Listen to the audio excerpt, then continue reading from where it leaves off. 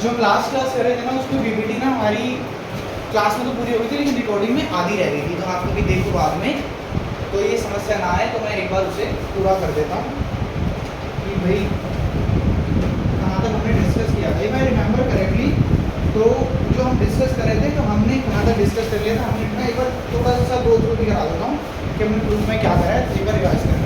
तो हमने बोला कि भाई ये क्या कहता है कि if we are having a triangle और किसी भी एक साइड के पैरेलल हमने एक लाइन ड्रॉ करी है, तो ये जो लाइन है ना ये दो साइड्स को इक्वल रेशियो में डिवाइड करेगी। इक्वल रेशियो मतलब AD by BD, AD by BD equal होगा AD बाय EC के। ये हमें प्रूव करना था, AD बाय BD इक्वल है AD बाय EC के। तो हमने इसको स्टार्ट किया कैसे, हमने कहा कि हम इनको ऐसे ट्रायंगल ढूंढेंगे पहले ऐसा ट्रायंगल ढूंढेंगे जिसका बेस AD हो, फिर ऐसा ट्रायंगल ढूंढेंगे जिसका बेस BD हो, दोनों का एरिया निकालेंगे और डिवाइड कर देंगे। फिर ऐसे AE और EC का भी एरिया निकालेंगे और क्या कर देंगे, डिवाइड कर देंगे। मैंने कहा चलो देखते हैं कैसे। तो मैंने कहा कि भाई सबसे पहले एक ऐसा ट्रायंगल ढूंढा AD, मतलब जिसका बेस क्या हो AD हो, जिसका बेस क्या हो AD हो। तो मैंने कहा देखो जरा, मैंने कहा एक ऐसा ट्रायंगल है ADE, क्या ट्रायंगल है ADE, तो एरिया हो जाएगा half of AD into EN, half of AD into EN, half of base into height, मैंने कहा half of AD into EN। ऐसे ही फिर एक ऐसा ट्रायंगल जिसका बेस क्या हो BD, मैंने कहा BD वाला क्या है BDE, क्या है BDE। मैंने कहा बेस तो BD हो जाएगा, बेस क्या हो जाएगा BD, बोलो हाइट क्या होगी EN। क्यों, आप बेस को जब भी आगे प्रोड्यूस करोगे तो उस पर जो भी परपेंडिकुलर बन रहा है आपका परपेंडिकुलर वही होगा, तो क्या बनेगा half of BD into EN, half of BD into EN। Last class में टीम भी बता दिया था मैंने कि किस तरीके से आई केम टू दिस कंक्लूजन, ठीक है।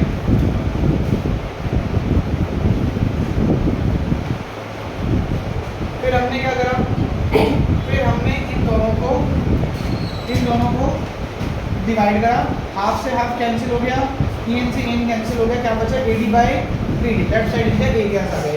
अब सुनो आगे की कहानी, इस कंक्लूजन तक हम पहुंच चुके हैं उस समय। अब सुनो आगे की कहानी। अब राइट साइड के लिए मुझे चाहिए एक ऐसा ट्रायंगल जिसका बेस क्या हो AE, जिसका बेस क्या हो AE। तो मैंने कहा आप एक ऐसा ट्रायंगल ढूंढो, आप एक ऐसा ट्रायंगल ढूंढो जिसका बेस क्या है AE। मैंने कहा दोबारा क्या है ADE, क्या है ADE। मैंने कहा ADE के अंदर बेस है AE, बेस क्या है AE, तो बोलो हाइट क्या हो जाएगी DN। तो इस ट्रायंगल का एरिया क्या होगा half of AE into DN, half of AE into DN। तो मैंने कहा चलो उसको थर्ड नाम दे दिया। फिर मैंने कहा इसी तरीके से एक ऐसा ट्रायंगल ढूंढो जिसका बेस क्या हो EC, बेस क्या हो EC। तो मैंने कहा EC अगर बेस चाहिए तो क्या ले लो CE,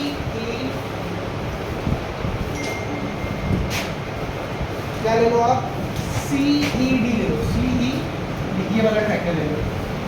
तो मैंने कहा इसका एरिया क्या हो जाएगा हाफ ऑफ CE, और CE को आगे बढ़ाया तो क्या परपेंडिकुलर बन रहा है DN, तो half of CE into DN, half of CE into DN।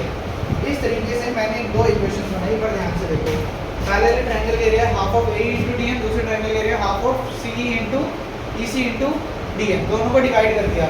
मैंने आपको कहा था डिवाइड के बाद मैं वो स्टेप नहीं लिख रहा हूँ, लेकिन आप जरूर लिखकर दिखाएंगे क्या स्टेप लिखना है, this by this divided by this by this. तो मैंने एक स्टेप स्किप करा, कौन से वाला, जब आप हाफ को हाफ से कट करोगे और DM को DM से कट करोगे, DM को DM से कट करोगे, ठीक है। तो हाफ कट जाएगा, DM कट जाएगा, क्या बचेगा AE बाय EC। अब वहां का जो फर्स्ट पॉइंट बना, आप ध्यान से देखना, ध्यान से देखना मेरी बात को, ध्यान से सुनना। यहाँ पे जो ये बना, ये फर्स्ट ए इक्वेशन बनाई मैंने क्या कहा, मैंने कहा आप इन दोनों को कंपेयर करो, आप इन दोनों इक्वेशन को क्या करो कंपेयर करो। आप देखो यहाँ पर न्यूमरेटर में क्या आ रहा है एरिया ऑफ ADE, यहाँ पे न्यूमरेटर में क्या आ रहा है एरिया ऑफ ADE इक्वल है।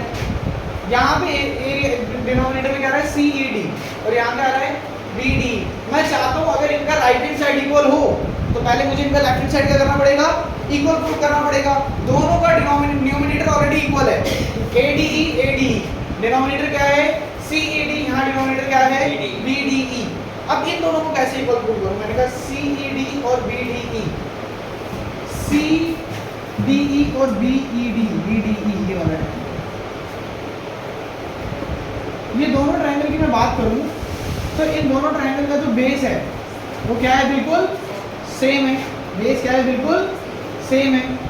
और हमने ना 9th क्लास में एक चैप्टर हमें करना नहीं था क्योंकि हमारे सिलेबस में नहीं था, लेकिन जो कि रिड्यूस लेवल्स में था, लेकिन एक कंसेप्ट होता है, वो कंसेप्ट क्या कहता है कि अगर मैं किसी भी दो पैरेलल लाइन के बीच कोई एक पर्टिकुलर बेस ले रहा हूँ, मान लो ए बी, मैं इसको बेस मान कर मैं यहाँ पर कोई भी ट्रायंगल बनाऊंगा, यहाँ बना दूँ, ऐसे बना दूँ, ऐसे बना दूँ, ये तीनों ट्रायंगल का बेस क्या है, सेम, और ये दोनों पैरेलल के बीच में, दो पैरेलल लाइन के बीच में, तो इनका एरिया हमेशा इक्वल होगा। मैंने आपको कंसेप्ट में समझाया था, क्यों?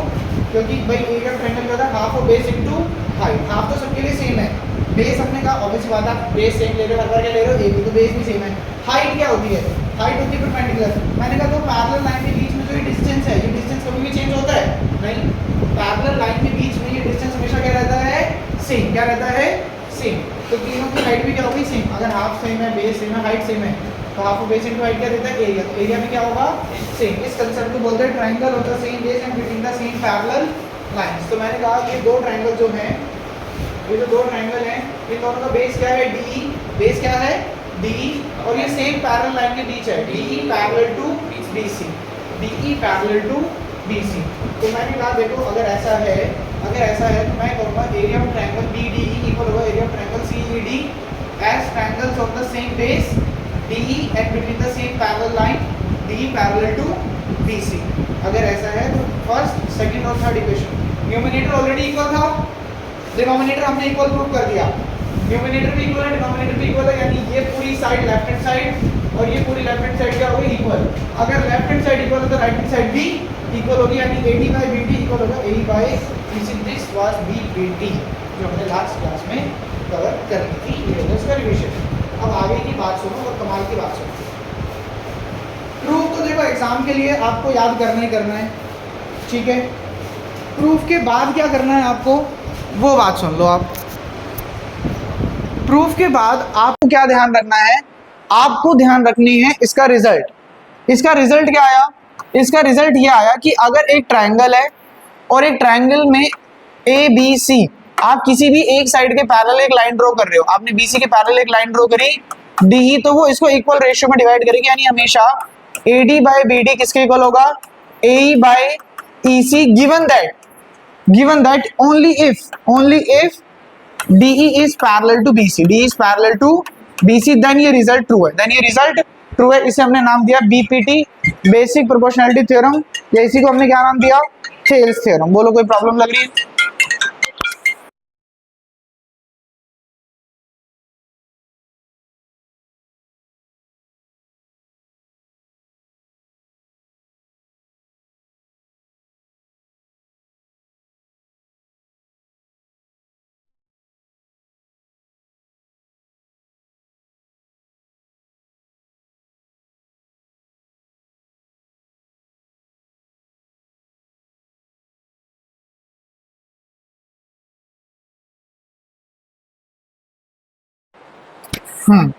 तो ये हो गया BPT। अब इसका एक कन्वर्स है, कन्वर्स का मतलब होता है इसका उल्टा। अभी हमने क्या बोला, अभी हमने कहा कि अगर लाइंस पैरेलल हैं, तो रेशियो क्या होगा, इक्वल। इसका कन्वर्स क्या कहता है, अगर रेशियो इक्वल है तो लाइंस क्या होंगी, पैरेलल। लिख सकते हैं, मतलब नहीं, उसको एज अ रिजल्ट यूज नहीं करना है। वो है आंसर सही, लेकिन उसे एज अ रिजल्ट यूज नहीं करना है कभी भी। मैं आपको सिखाऊंगा कैसे उस रिजल्ट तक पहुंचना है, लेकिन लेकिन कभी एज अ रिजल्ट उसे यूज मत करना, ये बात ध्यान रखना। नहीं, नेवर। चलिए, कन्वर्स और BPT के लिए जगह छोड़ना, स्टेटमेंट बुक में मिलेगी, वो लिख लेना। अब चलेंगे हम सीधा एक्सरसाइज की तरफ और स्टार्ट करेंगे सेकंड एक्सरसाइज कौन सी, 6.2। वेरी इंपॉर्टेंट एक्सरसाइज, और आई विल से इजी भी है। मतलब छोटी सी, लाओ एक बुक दे दो,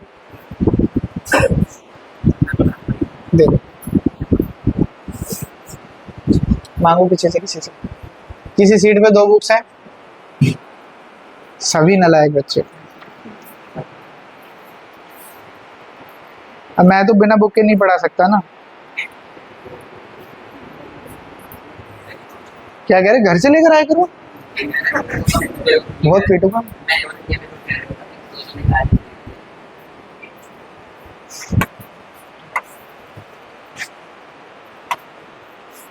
चलिए गाइस,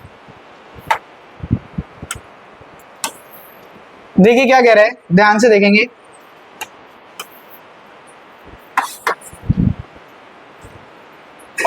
कह रहा है कि एक ट्राइंगल है आपके पास A B C and there is a line D which is parallel to B C. अरे D parallel to B C, find E C in first and A D in second. First figure में 1.5 है, ये 3 centimetre है, centimetre में सारी units. This is 1 centimetre and EC हमें नहीं पता, ईसी हमें नहीं पता, तो कह रहा है ईसी निकालो, निकाल लेंगे 2, बिल्कुल सही है बिल्कुल। तो मैंने कहा भाई देखो ध्यान से देखो, फर्स्ट आंसर देखो, जिसे कुछ भी अगर डाउट लग रहा है, मैंने कहा भाई in triangle A B C, triangle A B C में D is parallel to B C, और अगर ऐसा है तो therefore A D by B D will be equals to A by E C by which theorem, by BPT, basic proportionality theorem. ये लिखना exam है ना, बीपीटी लिख देना डायरेक्ट। अगर ऐसा है तो what is the value of AD 1.5, what is the value of BD 3, what is the value of A 1 and EC we need to find out. Decimal हटाओ, नीचे लगाओ 0, 15 1 15, 15 2 30, ईसी into 1, ईसी और 2 1 2 सेंटीमीटर इज योर आंसर। और देखो बिल्कुल सीधा ना, जब एमसीक्यू आएगा तो यूं कर देना इसको। आप देखो ये 1.5 है, 1.5 से 3 तक पहुंचने के लिए क्या करा जा रहा है, 1.5 का डबल, 1.5 का डबल क्या होता है 3, डबल हो रहा है तो यहाँ भी डबल कर देना, 1 का डबल क्या हो जाएगा, क्या हो जाएगा, सीधी सीधी बात। ये सिर्फ एमसीक्यू के लिए बता रहा हूँ कि यहाँ ना एमसीक्यू में आ गया अगर क्वेश्चन तो सीधा सीधा ऐसे कर देना।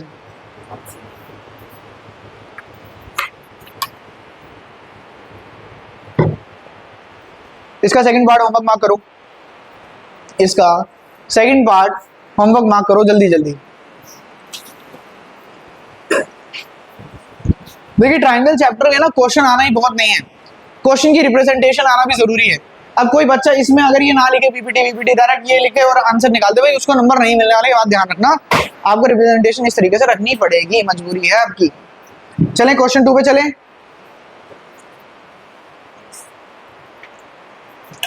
क्वेश्चन नंबर 2 क्या कह रहा है, क्वेश्चन नंबर 2 कह रहा है E and F are point on side, एक देखो एक ट्राइंगल है पी क्यू आर, एक ट्राइंगल है पी क्यू आर, मैंने कहा ये रहा वो ट्राइंगल,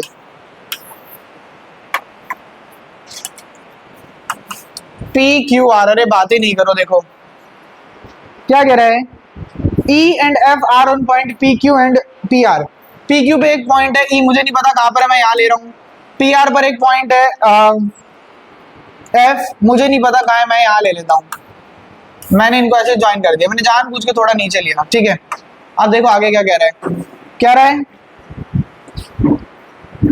कह रहा है for each of the following state whether EF is parallel to QR और नॉट। आपको चेक करना है पैरेलल है या नहीं है। अच्छा पिछले क्वेश्चन में पैरेलल गिवन था, अगर पैरेलल होते तो रेशियो इक्वल होते हैं, और अगर पैरेलल प्रूव करना है तो मैं क्या कहूंगा, अगर रेशियो इक्वल है तो लाइंस क्या है, पैरेलल। ये कन्वर्स पीपीटी का क्वेश्चन है, बहुत ध्यान से देखेंगे।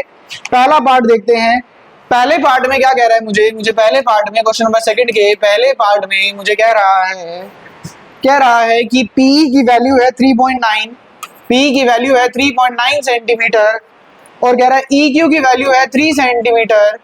कह रहा है PF, ध्यान से देखेंगे, PF की वैल्यू है 3.6 सेंटीमीटर, और FR की वैल्यू है 2.4 सेंटीमीटर, और कह रहा है चेक करो कि ये लाइन पैरेलल है या नहीं है। मैंने कहा भाई अगर रेशियो इक्वल आएंगे तो लाइन कैसी हो जाएंगी, parallel. Please eyes on attention on to the board. तो मैं निकालना चाहता हूं सबसे पहले PE बाय, बोलो PE बाय, जल्दी बोलो, EQ बोलो, PE की वैल्यू कितनी है 3.9, EQ की वैल्यू कितनी है 3। मैंने कहा देखो कट रहा है भाई, 1 1 1 3 3 1 3 3 3 9, बोलो कितना आ गया 1.3 सेंटीमीटर आ गया। बोलो PF बाय क्या करना है, PF बाय FR, बोलो what is the value of PF 3.6, what is the value of FR 2.4, by decimal से डेसिमल कैंसिल, 12 2 12 3 3 को 2 से काटेंगे, बोलो कितना आएगा 1.5 सेंटीमीटर। बोलो इक्वल आ रहा है नहीं आ रहा, नहीं आ रहा। मैंने कहा as PE by EQ is not equal to PF by FR, ये इक्वल नहीं है, therefore EF is not parallel, EF is not parallel to FR to QR, sorry, EF is not parallel to QR, तो ये parallel नहीं है। अगर ratio equal आ जाता तो क्या होता, तो पैरेलल हो जाती। सिंपल सादी सी बात है। अगर कोई समस्या लग रही है तो बताओ।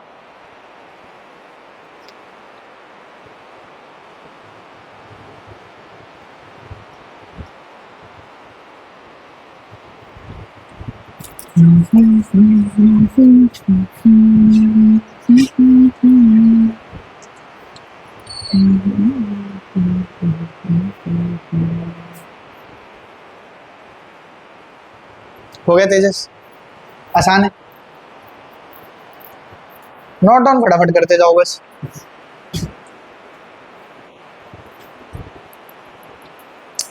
इस बार जो टेस्ट की डेट है वो 17 और 24 है, याद रखना, भूलना नहीं। 17 और 24, 17 साइंस और 24 मैथ्स, यस फुल सिलेबस। इस बार हम उसे मंथली टेस्ट नहीं, उसे हम मिड टर्म बोल देंगे, हाफ ईयरली टेस्ट बोल देंगे, बस नाम बदल देंगे, रहेगा वही। इस बार थोड़ा बड़ा करेंगे, 60 नंबर।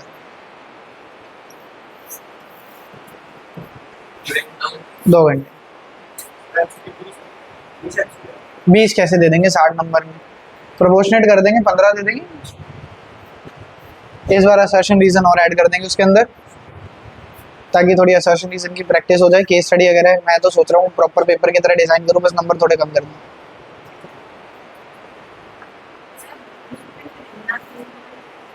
हाँ मैं दे दूँ, ये दे दूंगा 3 नंबर के, चैप्टर वाइज नहीं दूंगा, बिकॉज मैं चैप्टर के साथ ना तुम्हें, मैं नहीं चाहता कोई पार्शियलिटी करो आप लोग। देखो सेकंड पार्ट होमवर्क मार्क करो, और थर्ड पार्ट देखो जरा इसका। थर्ड पार्ट क्या कह रहा है, थर्ड पार्ट कह रहा है, ध्यान से देखेंगे, कह रहा है PQ की वैल्यू है 1.28, कितनी है 1.28। फिगर मुझे दोबारा बनाना पड़ेगा, दोबारा बनानी है तो अगले पेज पे करा देता हूँ। देखो भाई वही बात कह रहा है ट्रायंगल तो वही है PQR, ट्रायंगल तो वही है PQR, और आपने एक लाइन ड्रॉ कर दी इधर EF, क्या ड्रॉ कर दी EF। अब ध्यान से सुनना मेरी बात, कह रहा है कि अगर PQ 1.28 सेंटीमीटर है, अगर PQ कितना है 1.28 सेंटीमीटर है, और PR कितना है 2.56 सेंटीमीटर है, PE 0.18,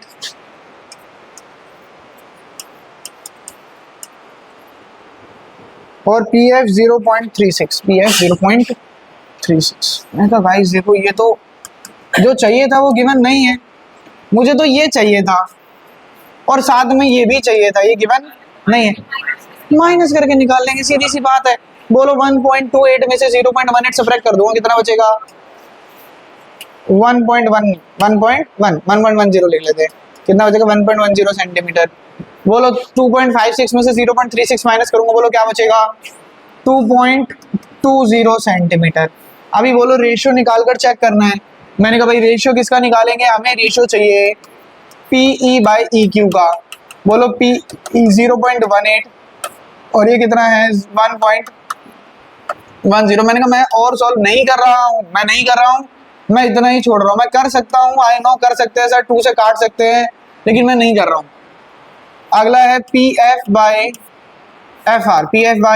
FR। बोलो कितना आएगा 0.36 बाय में 2.20, डेसिमल से डेसिमल कैंसिल। बोलो क्या बना 36/220। अगर मैं इसे 2 से काट दूं तो बोलो ऊपर क्या आएगा 18। बोलो 2 से काटेंगे नीचे क्या आएगा जल्दी बताओ 110। बोलो इक्वल आ रहे हैं क्या, हाँ सर आ रहे हैं। भाई मैं कह रहा हूँ मैं और कन्वर्ट कर देता, मुझे क्या सबसे स्मॉलेस्ट में कन्वर्ट करना है, नहीं मुझे तो चेक करना है इक्वल है या नहीं। इक्वल आ गया, बात खत्म।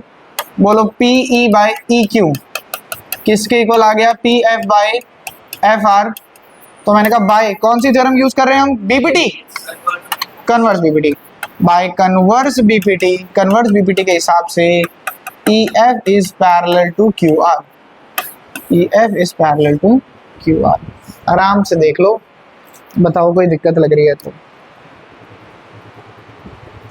थर्ड हमारा बड़ा ही इंपॉर्टेंट क्वेश्चन है, बड़ा ही इंपॉर्टेंट क्वेश्चन है, बहुत ध्यान से देखेंगे थर्ड को। इसके बाद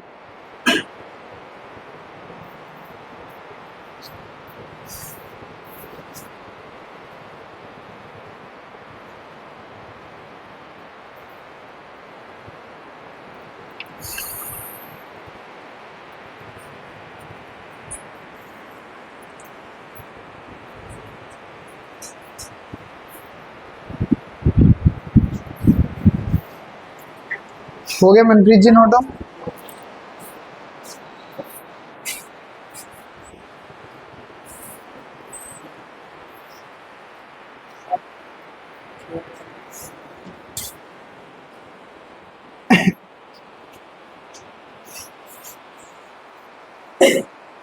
हम टारगेट ये बनाएंगे कल ये सेकंड एक्सरसाइज को खत्म कर दें ट्रायंगल चैप्टर की। बड़े भाई ये हो गया सबका नोट डाउन? सोनाक्षी हो गया, रह गया? हो गया। सोनल नहीं हुआ, करो जल्दी जल्दी नोट डाउन करो। थर्ड में AL अपॉन, हाँ वो आ जाएगा। फिर उसके बाद की समस्या है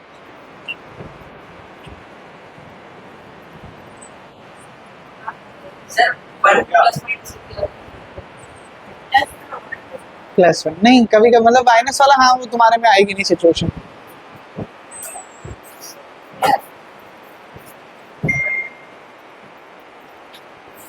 बड़े भाई सोनल हो गया?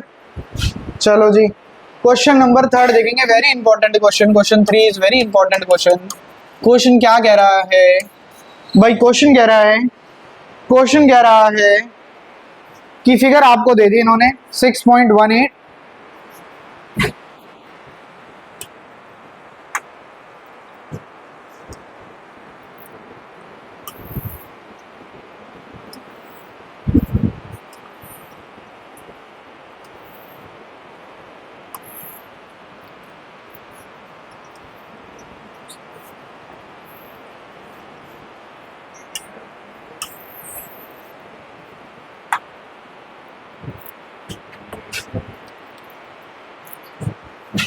AM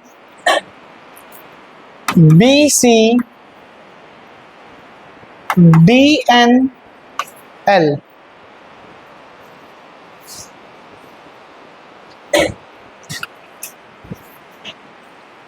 तो मैंने कहा क्वेश्चन क्या कह रहा है भाई? देखो क्वेश्चन में गिवन लिखेंगे सबसे पहले। क्वेश्चन में गिवन है हमें LM is parallel to BC, CB, CB, BC one and the same thing। LM is parallel to CB। मैंने कहा चलो हम आगे लिखेंगे और गिवन पे लिखेंगे और गिवन पे लिखेंगे, लेकिन आप मुझे बताओ अगर मैं BPT यूज करना चाहता हूं, अगर मैं BPT यूज करना चाहता हूं, कह रहा है LM BC के पैरेलल है। अगर BPT यूज करनी है और LM BC के पैरेलल है तो मुझे बताओ कौन सा ट्रायंगल मुझे चूज करना चाहिए? ABC, कौन सा ट्रायंगल? ABC। ध्यान से देखेंगे तो मैंने कहा in triangle ABC, in triangle ABC LM is parallel to BC। LM क्या है? BC के पैरेलल है। बताओ भाई, लगाओ BPT, बोलो AM बाय MB किसके इक्वल होगा? AL by LC। तो मैंने कहा भाई यहाँ पर AM बाय MB इक्वल होगा AL by LC, AL by LC। इसको मैंने फर्स्ट बोला, रीजन क्या बोला? BPT। अब आगे पढ़ो जरा, आगे क्या कह रहा है? LM पैरेलल टू BC और कह रहा है LN पैरेलल टू CD। भाई दूसरा पॉइंट भी दे रखा है और दूसरे पॉइंट में कह रहा है that LN is parallel to CB, LN is parallel to CD, LN is parallel to CD। बोलो LN पैरेलल टू CD, बोलो कौन सा ट्रायंगल है? ACD। इन ट्रायंगल ACD, अगर हम ACD ट्रायंगल को कंसीडर कर रहे हैं तो बोलो जल्दी बताओ LN CD के पैरेलल है। अगर ऐसा है तो बोलो AN। भाई आवाज नहीं आ रही, बोलो AN बाय ND। बोलो किसके इक्वल होगा? AL बाय LC के इक्वल होगा। इसको मैंने नाम दिया सेकंड और मैंने कहा ये भी क्या रीजन है? BPT। From first and second. अगर भाई दोनों के राइट हैंड साइड इक्वल है तो लेफ्ट हैंड साइड भी इक्वल होंगे। बोलो A M by M D, बोलो किसके इक्वल होगा, A N by N D. यहां तक सर बात समझ में आई। सर एक बार टू प्रूफ तो बता दो क्या है। सर टू प्रूफ है A M by A B. ये तो हम फंस गए। A M by A B किसके इक्वल होना चाहिए, A N by A D. अब ध्यान से देखना जो मैं आपको ऑब्जर्व करवाने वाला हूं, और मेरी बात को ध्यान से सुनिएगा। Stop writing and pay attention on the board. भाई कह रहा है कि ए एम न्यूमिनेटर में क्या चाहिए, ए एम, न्यूमिनेटर में ए एम है, डिनोमिनेटर में मेरे पास क्या है, एम बी। उसे एम बी नहीं चाहिए, उसे डिनोमिनेटर में क्या चाहिए, ए बी। क्या चाहिए, ए बी। मेरे पास डिनोमिनेटर में क्या है, एन डी, और उसे पूरे डिनोमिनेटर में क्या चाहिए, ए डी। यानी मुझे लाइन का एक पार्ट गिवन और इसको पूरी लाइन चाहिए, इसको पूरी लाइन चाहिए। जब भी ऐसी कंडीशन आपको मिलेगी तो जिस चीज की रिक्वायरमेंट है और जो आपके पास है उसको पहले डिनोमिनेटर में लेकर आओ, उसको पहले डिनोमिनेटर में। आपको रिक्वायरमेंट है एम की और एम आपके पास है तो इसको डिनोमिनेटर में कैसे लाऊं, रेसिप्रोकल कर दो सर। तो मैंने कहा बाय रेसिप्रोकल कर दिया मैंने क्या कर दिया, रेसिप्रोकल कर दिया। एम बी ऊपर आ गया और ए एम नीचे चला गया। राइट साइड एन डी ऊपर आ गया और ए एन नीचे चला गया, एन डी ऊपर आ गया और ए एन नीचे चला गया। पहला स्टेप सबको समझ में आया कि जो चीज हमें मिल गई और वो चीज चाहिए उसको डिनोमिनेटर में ले आओ, उसको डिनोमिनेटर में ले आओ। अब जब भी लाइन का एक पार्ट गिवन हो, पूरी लाइन चाहिए हो, लाइन का एक पार्ट गिवन हो और पूरी लाइन चाहिए हो, हमेशा क्या करो, वन ऐड कर दो। क्या करो, वन। इक्वेशन वन नहीं, वन नंबर ऐड कर दो। तो मैंने कहा, ध्यान से देखेंगे, और मैंने कहा adding one two both side, adding one two both sides, दोनों तरफ वन को ऐड कर दो। बोलो क्या बनेगा, M B by A M plus one is equals to N D by A N plus one. सही लग रही है बात, दोनों तरफ वन ऐड कर दिया। अब वन के डिनोमिनेटर में क्या होगा सर, वन होगा। बोलो अगर डिनोमिनेटर अलग होता है तो क्या करते हैं, एलसीएम। बोलो यहाँ क्या बनेगा, A M cross M B into one M B, A M into one A M is equals to LCM कितना आएगा, A N, N D into one N D, A N into one A N. आप मुझे बताओ M B plus A M B plus A M, बोलो मिलकर क्या बना रहा है, ए बी बना रहा है। तो ए बी डिनोमिनेटर में क्या बचा, A M, N D plus A N मिलकर क्या बना रहा है, ए डी बना रहा है। बोलो क्या बना, ए डी बाय, सर ये भी नहीं चाहिए, एम बी ऊपर चाहिए, ए बी नीचे चाहिए, उल्टा। एन डी ऊपर चाहिए, ए डी नीचे चाहिए, उल्टा। तो दोबारा से क्या कर देंगे, रेसिप्रोकल, बाय रेसिप्रोकल।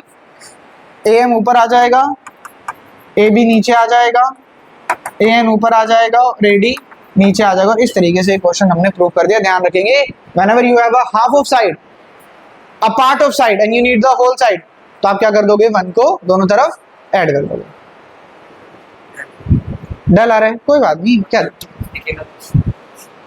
नहीं यार, अभी तो हो सकता है मेरे होने पर डलो, अभी तो बढ़िया दिख राइट साइड का, लेकिन दिख नहीं रहा है तो थोड़ा राइट कर देते हैं। अब देखने लगा, चलो करो, नोट डाउन करो फटाफट।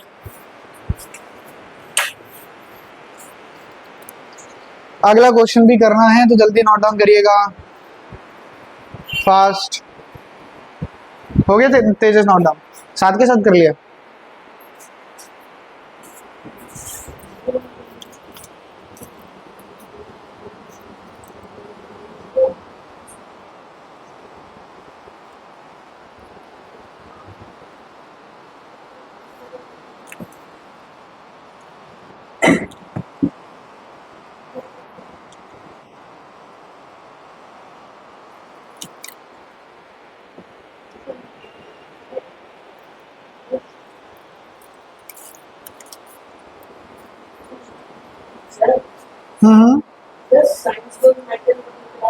यस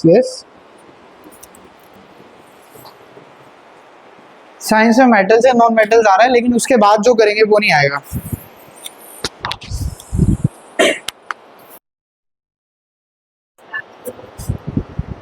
क्यों नहीं आता? हाँ वीडियोस डाल दूंगा, देख लेना। इसलिए नहीं आता क्योंकि सर हमारी जो स्पीड है वो बहुत ज़्यादा है। क्यों? वही तो जो क्लास में पढ़ा रहा हूँ वही तो है, अलग क्या है, फील नहीं है। देखो करना तो पड़ेगा, कोई दिक्कत लगे तो तुम ऐसे सेपरेटली आकर पूछ लो, लेकिन पूरा चैप्टर तो we can not do separately.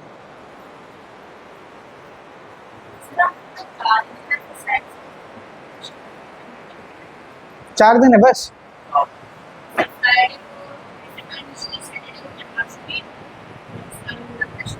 नहीं, maybe we will have class on Janmashtami, not on Independence Day but on Janmashtami तो हम लेंगे ना क्लास। जन्माष्टमी कोई ऐसा थोड़ा ना है कि, वैसे बोलो सर हम तो इंडिपेंडेंस डे वाले दिन उतने ऑक्यूपाइड नहीं होते, लेकिन मैं ऑक्यूपाइड होता हूँ इंडिपेंडेंस डे वाले दिन, पतंग उड़ानी होती है भाई। नहीं सच में, सुबह से लेके जब तक रात को अंधेरा ना हो जाए तब तक पतंग उड़ानी होती है।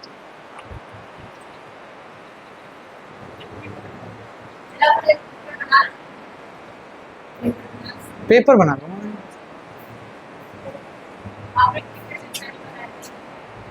एक दिन।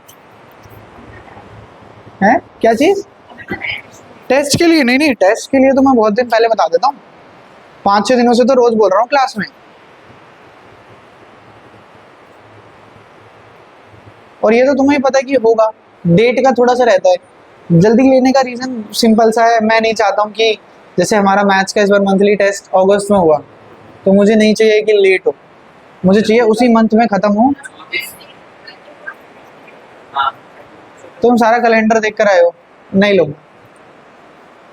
Because there is another reason behind that. सितंबर में बिगनिंग में देर विल बी स्टूडेंट जिनके एग्जाम्स होंगे, तो 1 सितंबर से एग्जाम्स हैं, ठीक है। तो बीच में बोले सर मेरा कल एसएसटी का एग्जाम था मैं पढ़ नहीं पाया, या फिर हम जब जितना जल्दी टेस्ट लेंगे, जितना जल्दी मैं चेक करके दे दूंगा, तो you will try, you will understand क्या वीक पोर्शंस हैं and you can work on that if you want to. बाकी तुम्हारे लिए तो मुझे ऐसा लगता है मोस्टली बच्चों के लिए टेस्ट मिलने का मतलब है मिल गए बस। ओके, तेजस इस बार एक भी नहीं दिया ना, वेरी सैड।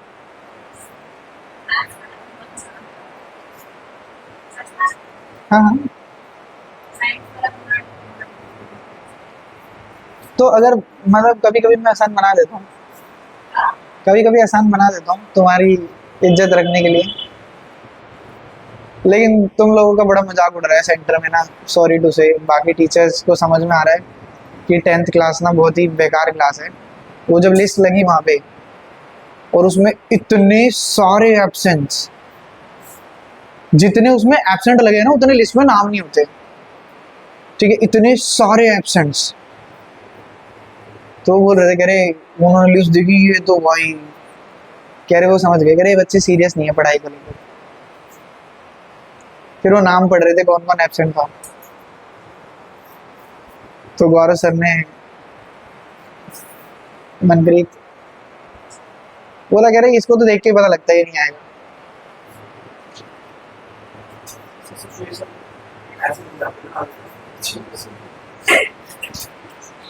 अब हम क्या करें, हम जानते हैं तुम्हारे बिजनेसेस चल रहे होते हैं।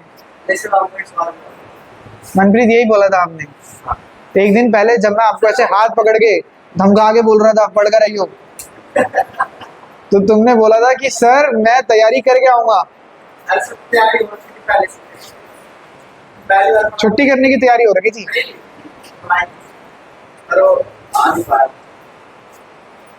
मुझे लगा था इस बार मनप्रीत अच्छा मतलब रिस्पॉन्स देगा, नंबर अच्छे आएंगे, मेरी बहुत एक्सपेक्टेशन थी कि आप क्लास में भी अब बेहतर रिस्पॉन्स दे रहे हो, लेकिन टेस्ट में छुट्टी करके ना तुमने गलत किया। थैंक यू सो मच, आप इस वाले टेस्ट में आओगे ना, that will be an achievement for me, an honor that Manpreet has finally given a test.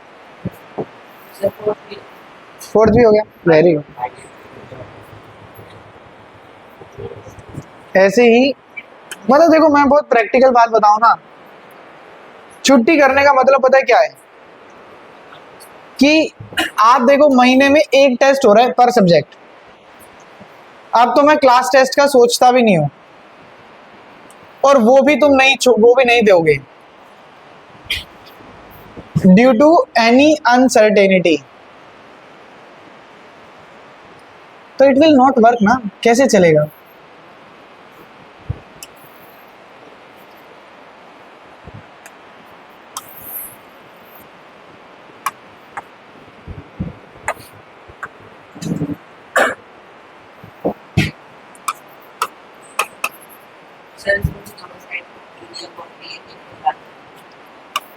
बिल्कुल।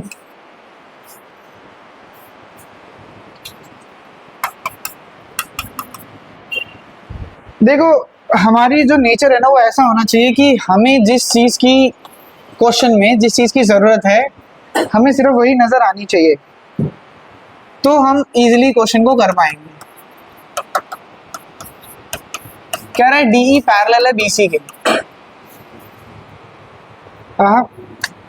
डीई पैरेलल है एसी के।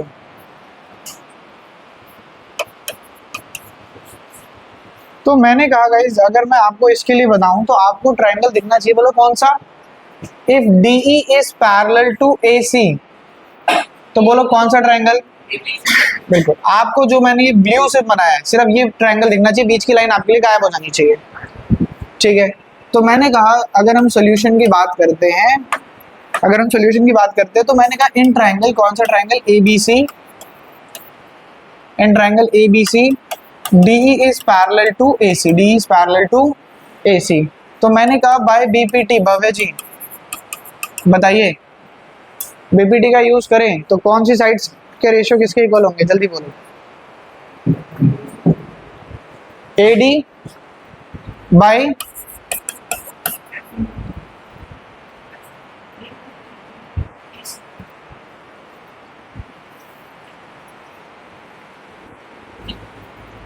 that's the situation when you call someone absent minded।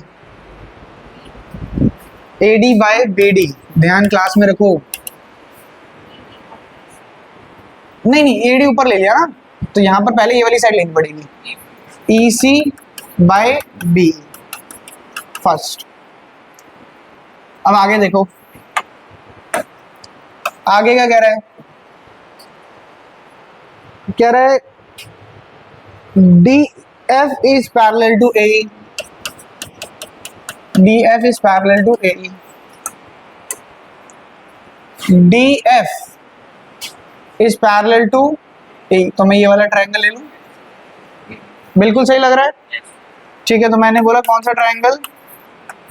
ABE, DF is parallel to AE। अगर ऐसा है तो कौन सी theorem? By BPT, basic proportionality theorem. बोलो AD, यहां अगर AD तो बाय में BD इक्वल होगा EF FB। इसको बोल दिया सेकंड। क्या दोनों का लेफ्ट हैंड साइड इक्वल है? यस। अगर लेफ्ट हैंड साइड इक्वल तो राइट हैंड साइड भी इक्वल होगा फ्रॉम फर्स्ट एंड सेकंड। बोलो इसका राइट हैंड साइड क्या है? EC by BE। इसका राइट हैंड साइड क्या है? EF by FP। क्या यही प्रूफ करना है? क्या यही शो करना है? हमें क्या शो करने को कह रहा है? कह रहा है BE बाय FE। क्या कर दिया? शो करने को कह रहा है BF by FE, sorry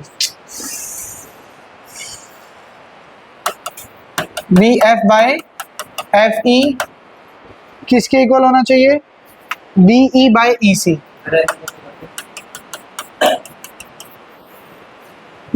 BF by FE किसके इक्वल होना चाहिए? BE by EC। तो क्या कर दो? Reciprocal by reciprocal. बिना उसके भी हो सकता था, मैं बता देता हूं आपको ना एक बार।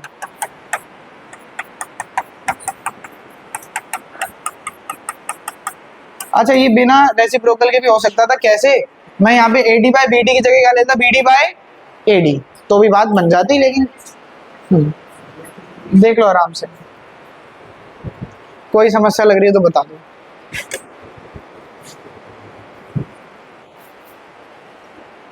अगर यहाँ करेक्ट ले लेते ना, BD बाय AD ले लेते, BD by AD equal to BF by ऐफी तो सीधा सीधा भी बनता, वो मैंने देखा नहीं था ना शो क्या करना, तो मैंने उल्टा ले लिया।